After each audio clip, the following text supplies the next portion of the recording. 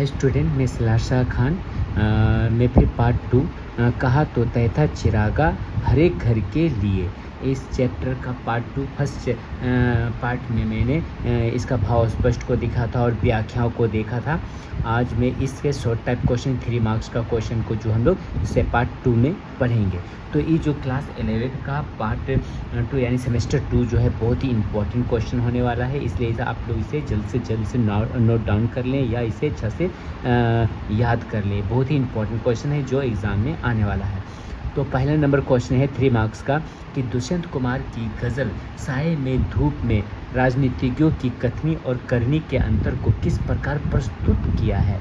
कवि दुष्यंत कुमार ने कहा है कि राजनीतिज्ञों ने हर घर के लिए चिराग यानी रोशनी का वादा किया था, लेकिन हकीकत में पूरे शहर के लिए भी एक चिराग नहीं मिला। यह राजनीतिज्ञों की कथनी और करनी के बीच के अंतर को दर्शाता है।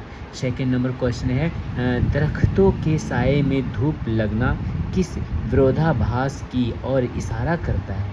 आंसर होगा दरख्तों के साये में धूप लगना एक विरोधाभास है जो यह दर्शाता है कि इस बनावटी समाज में शांति भी अशांति का रूप ले लेती है, अर्थात यहाँ आराम होना चाहिए वहाँ भी तकलीफ़ महसूस होती है। थर्ड नंबर क्वेश्चन है कवि ने साये में धूप में किस तरह के समाज से दूर जाने की बात की है। तो आंसर है कवि ने उस समाज से दूर जाने की बात की है जहाँ कृत्रिमता और असमानता है। उसने कहा कि इस बनावटी समाज में शांति की जगह अशांति है, इसलिए यहाँ से दूर चल देना चाहिए और वहाँ भी हमेशा के लिए। फोर्थ नंबर क्वेश्चन है कि कवि ने पाँव से पेट ढक लेना किस प्रकार की जीवन जीने की क्षमता को दर्शाता है। पाँव से पेट ढक लेना जीवन के अभाव में भी जी लेने का क्षमता को दर्शाता है। यह उन लोगों की मजबूती और साधारण जीवन जीने की क्षमताओं को इंगित करता है जो सीमित संसाधनों में भी संतुष्ट रह सकते हैं। 5 नंबर क्वेश्चन है यहाँ पर दुष्यंत कुमार के अनुसार आदमी को ईश्वर की बजाय किससे संतोष मिल जाता है। दुष्यंत कुमार के अनुसार यदि आदमी को ईश्वर ना मिले तो उसे उसके सपने से संतोष मिल सकता है। सपनों में उसे कोई हसीन नज़ारा देखने को मिल सकता है और वही उसके जीव लिए पर्याप्त होगा। 6 नंबर क्वेश्चन है कवि किस प्रकार पत्थर के पिघलने को संभव मानता है। कवि का मानना है कि पत्थर भी पिघल सकता है परंतु इसके लिए आवाज़ में असर होना चाहिए। वह अपनी आवाज़ में इतना प्रभाव लाना चाहता है कि उसकी बातों से वो पत्थर भी पिघल सके। 7 नंबर क्वेश्चन तेरा निज़ाम है सिल दे जुबान शायर की पंक्ति से कवि क्या संदेश देना चाहता है। तेरा निज़ाम है सिल दे जुबान शायर की पंक्ति से कवि यह कहना चाहता है कि शासक अभिव्यक्ति की स्वतंत्रता पर रोक लगा सकते हैं। यह व्यक्ति शासन द्वारा शायरों और कलाकारों की आवाज़ को दबाने की कोशिशों पर कटाक्ष करती है। 8 नंबर क्वेश्चन है कवि अपने बगीचे में गुलमोहर के तले जीने की बात क्यों करता है। कवि अपने बगीचे में गुलमोहर के तले जीने की बात इसलिए करता है क्योंकि वह स्वतंत्र रूप से जीना चाहता है जहाँ उसकी ज़िंदगी पर किसी और का नियंत्रण ना हो और वह अपनी मन मर्जी से जीवन व्यतीत कर सके। नेक्स्ट क्वेश्चन है साये में धूप गज़ल में विरोधाभास अलंकार का प्रयोग किस प्रकार किया गया है। साये में धूप लगना पंक्ति में विरोधाभास अलंकार का प्रयोग किया गया है क्योंकि छाया में धूप का लगना असंभव और विरोधाभासी स्थिति है। यह समाज की विकृतियों और असमानताओं को दर्शाने का एक तरीका है। 10 नंबर क्वेश्चन है दुष्यंत कुमार की गज़ल साये में धूप में उर्दू के किन शब्दों का प्रयोग किया गया है। दुष्यंत कुमार की गज़ल साये में धूप में उर्दू के शब्दों जैसे मुतमयन, निज़ाम, एहतियात, बहर और मुनासिब का प्रयोग किया गया है जो गज़ल की भाषा को और प्रभावी बनाते हैं। अब हम लोग 5 मार्क्स का क्वेश्चन पढ़ेंगे, 5 लॉन्ग आंसर टाइप क्वेश्चन पढ़ेंगे जो 8 मार्क्स का रहेगा। तो पहला क्वेश्चन है, दुष्यंत कुमार की गज़ल साये में धूप राजनीतिज्ञों की कथनी और करनी के बीच के अंतर को किस प्रकार प्रस्तुत किया गया है, इसका विस्तार पूर्वक वर्णन कीजिए। दुष्यंत कुमार के गज़ल साये में धूप में कवि राजनीतिज्ञों पर तीखा व्यंग करते हैं। उन्होंने इस गज़ल के माध्यम से राजनीति में फैले असमानता और छल प्रपंच को उजागर किया है। कवि कहता है कि राजनीतिज्ञों ने यह वादा किया था कि हर घर को रोशनी प्रदान की जाएगी, हर व्यक्ति के जीवन में खुशहाली आएगी। जहां चिराग को खुशहाली और विकास का प्रतीक माना गया है, लेकिन वास्तविकता यह है कि शहर के लिए भी एक चिराग मैसर नहीं हो पाया है। यह वादा पूरी तरह से खोखला साबित हुआ। इस प्रकार कवि ने राजनीतिज्ञों के आश्वासनों और वास्तविकता के बीच के बड़े अंतर को स्पष्ट रूप से प्रस्तुत किया है। इन पंक्तियों के माध्यम से कवि ने यह बताया है कि समाज में दिखावा और बनावटीपन की अधिकता है। यह व्यंग सामाजिक और राजनीतिक स्तर पर व्याप्त अराजकता और भ्रष्टाचार पर तीखा प्रहार करता है। इसमें विशेष बात यह है कि राजनीतिज्ञों द्वारा दिए गए झूठे आश्वासनों का पर्दाफाश किया गया है। कथनी और करनी का अंतर समाज की असमानता को दर्शाता है।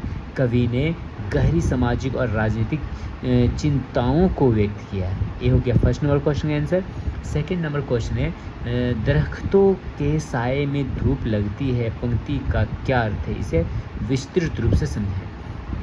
दुष्यंत कुमार की इस पंक्ति दरख्तों के साए में धूप लगती है में एक विरोधाभास छिपा है। सामान्यतः दरख्तों के साए में धूप से बचाव होता है, लेकिन कवि ने यहाँ इसका प्रयोग समाज में फैली असमानता और विकृतियों को दर्शाने के लिए किया है। कवि के अनुसार यह समाज इतना विचित्र है कि यहाँ जहाँ शांति और सुकून मिलना चाहिए, वहाँ भी अशांति और असंतोष का अनुभव होता है। साया यानी छाया को हम आमतौर पर सुख, शांति और आराम का प्रतीक मानते हैं, जबकि धूप को तकलीफ, परेशानी और चुनौती का प्रतीक माना जाता है। कवि ने कहा है कि इस समाज में स्थिति इतनी जटिल और असामान्य है कि पेड़ों की छाया में भी धूप महसूस होती है। यह स्थिति विरोधाभास है और समाज में व्याप्त आडंबर को उजागर करती है। विशेष इसमें क्या दिया गया है कि इन पंक्तियों में विरोधाभास अलंकार का सुदूर प्रयोग किया गया है।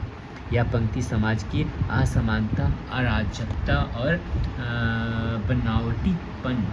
बनावटीपन को स्थिति का तीखा कटाक्ष करती है। समाज की अस्वस्थता और अशांति का प्रतीकात्मक रूप में चित्रण किया गया।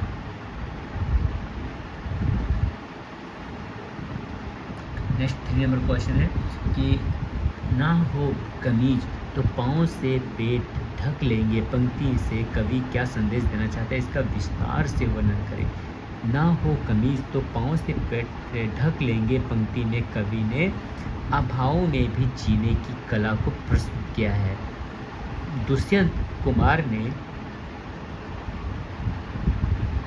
इन पंक्तियों के माध्यम से साधारण जीवन जीने और सीमित साधनों के बावजूद संघर्ष करते रहने की बात की है। यह पंक्ति बताती है कि भले ही हमारे पास साधनों की कमी हो, फिर भी हम परिस्थितियों के अनुसार ढलकर जीवन जी सकते हैं।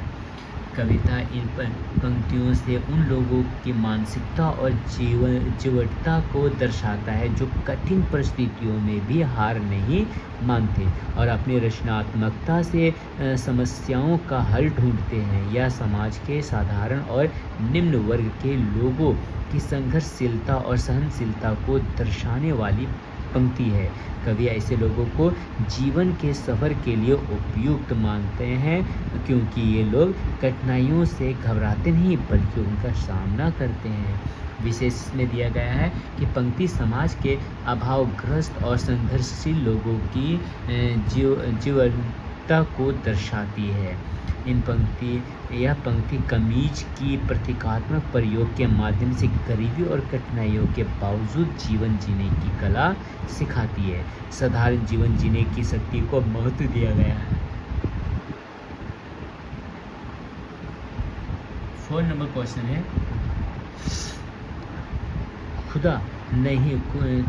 खुदा नहीं ना सही आदमी का ख्याल सही पंक्ति का क्या महत्व है? इसके आधार पर कवि की सोच का विश्लेषण कीजिए। आंसर होगा दुष्यंत कुमार की यह पंक्ति गहरे दार्शनिक और जीवन परक विचारों को व्यक्त करती है। खुदा नहीं ना सही आदमी का ख्याल सही पंक्ति का अर्थ यह है कि भले ही ईश्वर का अस्तित्व ना हो, लेकिन मनुष्य के सपने उसे प्रेरित करते हैं और जीने का मकसद देते हैं। कवि के अनुसार ईश्वर ना मिलने की स्थिति में भी मनुष्य के लिए उसके सपने और उसकी उम्मीदें काफ़ी है। यह पंक्ति जीवन में उम्मीदों और सपनों की महत्ता को दर्शाती है।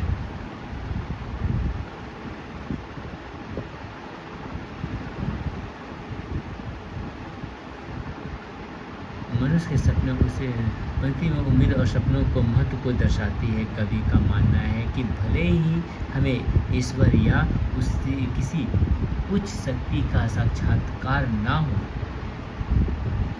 हो, लेकिन सपनों और ख्वाबों में हमें जो आशा और सुंदरता मिलती है वही हमारे जीवन को आगे बढ़ाने का स्रोत होती है। कवि इन पंक्तियों के माध्यम से यह संदेश देना चाहता है कि जीवन में सपने ही हमारे अस्तित्व का समर्थक बनाते हैं। इसमें विशेष दिया है, कवि ने ईश्वर और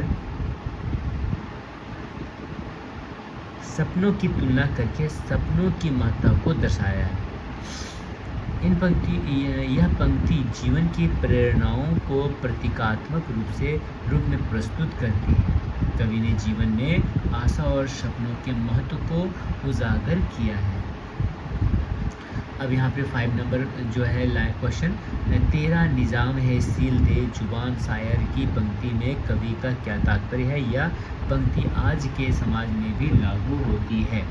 आंसर है तेरा निज़ाम है सील दे जुबान शायर की पंक्ति में दुष्यंत कुमार ने शासकों द्वारा अभिव्यक्ति की स्वतंत्रता पर लगाई जाने वाली रोक पर व्यंग किया है। कवि कहता है कि शासक अपने विरोधियों की आवाज़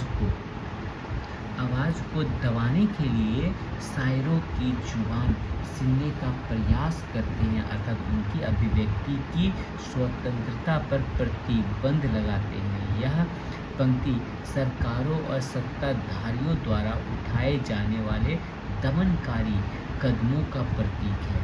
इस पंक्ति के माध्यम से कवि यह संदेश देना चाहता है कि शायरों और कलाकारों की आवाज़ को दबाने की कोशिश की जा सकती है, लेकिन विचारों को रोका नहीं जा सकता।